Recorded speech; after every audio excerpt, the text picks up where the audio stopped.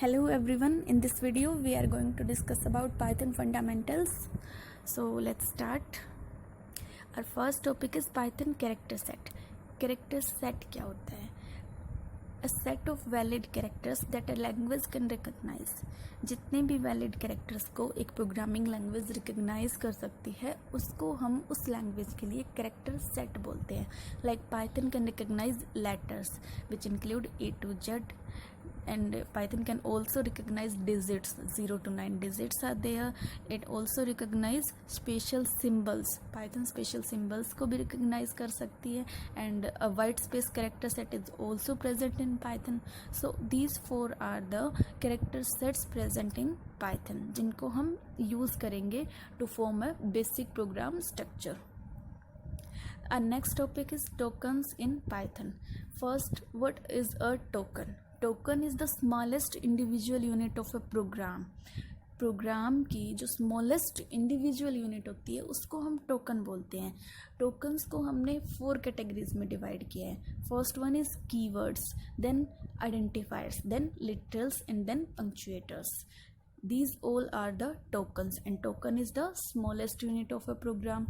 First, discuss about the keywords. What is a keyword? Keyword क्या होता है? Keywords are those words which are having some special meaning in any programming language. किसी भी programming language में keywords जो होते हैं वो रिजर्व्ड वर्ड्स होते हैं जिनका कुछ स्पेशल मीनिंग, स्पेशल पर्पस होता है. We can also call them predefined words. Here is a table which includes keywords present in Python. Python के अंदर जो हम कीवर्ड्स यूज़ करेंगे वो एक टेबल आपको यहाँ पे शो हो रही है. इसके अंदर बहुत सारे कीवर्ड्स हैं like if, as, in, for, not. All these are keywords present in Python. Next is identifiers. Identifiers क्या होते हैं?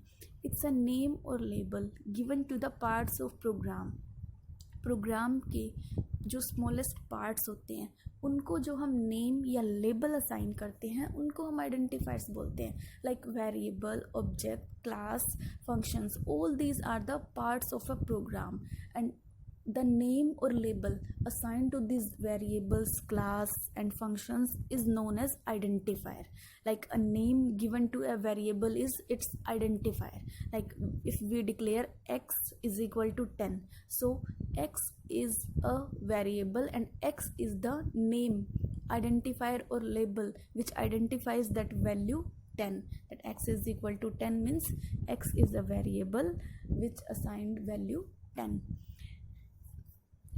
Identifiers are defined by users, but there are some rules which we have to follow while we are declaring name or label to the variables, to the class or to the objects. जब हम classes को, objects को, functions को या variables को names assign कर रहे हैं तो उस टाइम पे हमें कुछ rules को follow करना है. First one is it must not be a keyword of Python. ये जो भी आप आइडेंटिफायर असाइन कर रहे हो वो जो है वो पाइथन का कीवर्ड नहीं होना चाहिए. Like we were having a table, this is a table of keywords. तो वो जो आप आइडेंटिफायर असाइन कर रहे हो वो इन कीवर्ड्स में से एक नहीं होना चाहिए. Like 4 is a keyword, then you can't assign an identifier 4.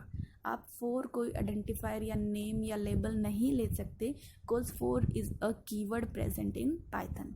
The next is first character of identifier must be a letter. जो भी आप आइडेंटिफायर दे रहे हो उसका जो फर्स्ट कैरेक्टर है वो लेटर ही होना चाहिए. The next is upper case and lower case letters are different.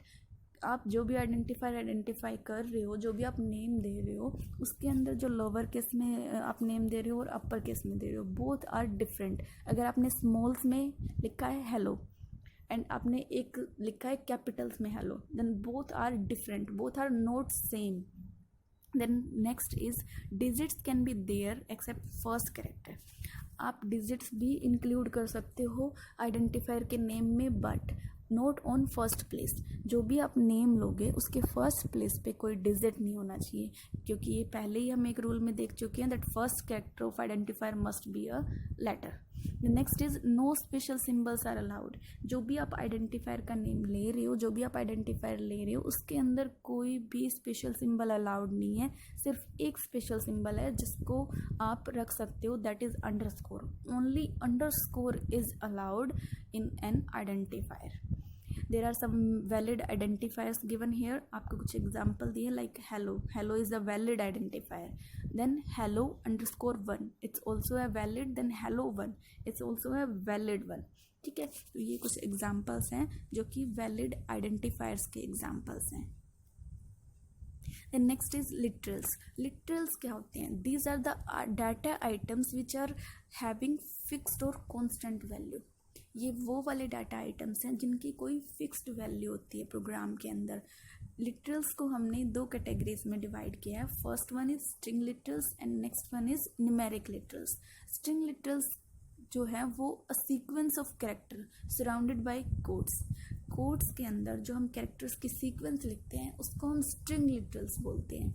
जो कोड्स हैं वो आपके सिंगल भी हो सकते हैं, डबल भी हो सकते हैं. आप सिंगल कोड्स में भी दे सकते हो स्ट्रिंग को और आप डबल कोड्स में भी दे सकते हो, जैसे यहाँ पे एग्जांपल्स दिए हुए हैं.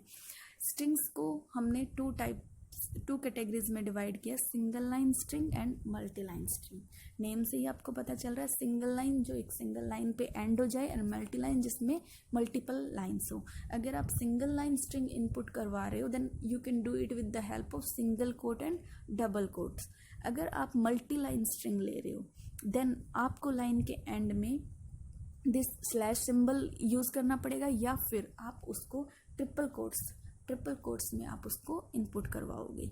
देन न्यूमेरिक लिटरल्स में हमारे पास आएंगे इंटीजर्स एंड फ्लोट. और इंटीजर्स और फ्लोट क्या होते हैं वो हम ऑलरेडी डिस्कस कर चुके हैं 11th क्लास में भी. So integers are the whole numbers, negative and positive whole numbers are integer and float are the decimal numbers. So integer और float, these are the two basic data types जो हम numeric literals में include करेंगे. Then punctuators. Punctuators क्या होते हैं? These are the symbols used to organize sentence structure in program. Program के अंदर सेंटेंस स्ट्रक्चर को ऑर्गेनाइज करने के लिए हम कुछ स्पेशल सिंबल्स यूज़ करते हैं, उनको हम पंक्चुएटर्स बोलते हैं. जैसे कि यहाँ पे एग्जांपल दिया, जब हम ब्रेसेस यूज़ करते हैं, हम कोलन यूज़ करते हैं, हम कोमा यूज़ करते हैं, हम कोट्स यूज़ करते हैं. So all these special symbols are use to organise sentence structure of a program. The next topic is basic structure of Python program. Python program का एक basic structure कैसे explain करेंगे हम. basic structure में कौन से components होते हैं. So it's a basic structure जिसके अंदर हमने components ले रखे हैं. A function is there, blocks are there, then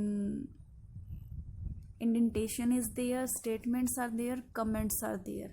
So function, blocks, indentation, statements and comments, all these are the basic building block of a Python program. So let's discuss about these.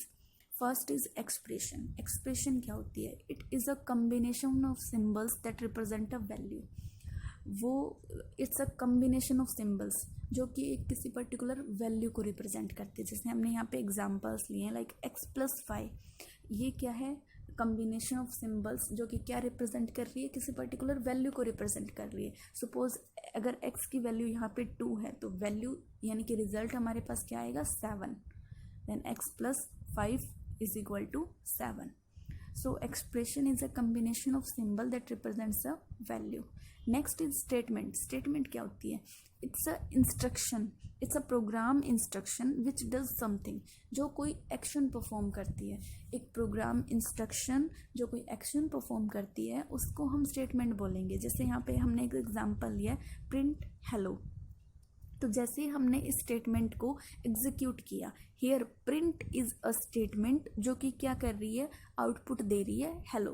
Hello is a string जो print function की help से, print statement की help से हमें output मिल रही है. Then comments क्या होते हैं? These are non executable readable information जो कि हम यूज़ करते हैं सोर्स कोड को क्लैरिफाई करने के लिए। ये क्या है? एग्जीक्यूटेबल नहीं होती है बट एक रीडेबल इंफॉर्मेशन है जो कि सोर्स कोड को क्लैरिफाई करने के लिए, एलाबोरेट करने के लिए, एक्सप्लेन करने के लिए हम यूज़ करते हैं। और पाइथन में हम कमेंट्स देते हैं हैश सिंबल की हेल्प से। देन फंक्शन क्या होता है? It's a code which can be reused by specifying its name. Function एक कोड होता है जिसको हम इसके नेम से रीयूज़ कर सकते हैं। जैसे कि हम एग्जांपल लेते हैं, पीछे हमने जो बिल्डिंग ब्लॉक ऑफ पाइथन देखा है, अब यहाँ पे देखिए आप, यहाँ पे CU नेम से स्टार्टिंग के थर्ड लाइन में CU नेम से हमने एक फंक्शन डिफाइन किया। DEF इज़ द कीवर्ड जो हमने यहाँ पे यूज़ किया है टू डिफाइन अ फंक्शन, और उस फंक्शन का नेम हमने क्या लिया है? CU। उस फंक्शन के अंदर हमने स्टेटमेंट क्या लिखी है? हमने एक प्रिंट स्टेटमेंट दी है जिसके अंदर हमने लाइन प्रिंट करवाई है, टाइम टू से गुड बाय। सो हमने CU नेम का एक फंक्शन डिफाइन किया फर्स्ट लाइन में, और उसके अंदर हमने एक स्टेटमेंट दी। उसके बाद उस फंक्शन को हमने एग्जीक्यूट किया बिल्कुल लास्ट लाइन में। आप यहाँ पे देख सकते हो, बिल्कुल लास्ट लाइन में CU लिखा है और स्मॉल ब्रेसेस को स्टार्ट किया है, क्लोज किया है, और कुछ भी यहाँ पे डिफाइन नहीं है क्योंकि हमने फंक्शन को ऑलरेडी ऊपर डिफाइन कर दिया था, और हम इसको यहाँ पे क्या कर रहे हैं? रीयूज़ कर रहे हैं with the name of that function. सिर्फ उसका नेम यूज़ करके हम उसको रीयूज़ कर सकते हैं दोबारा से।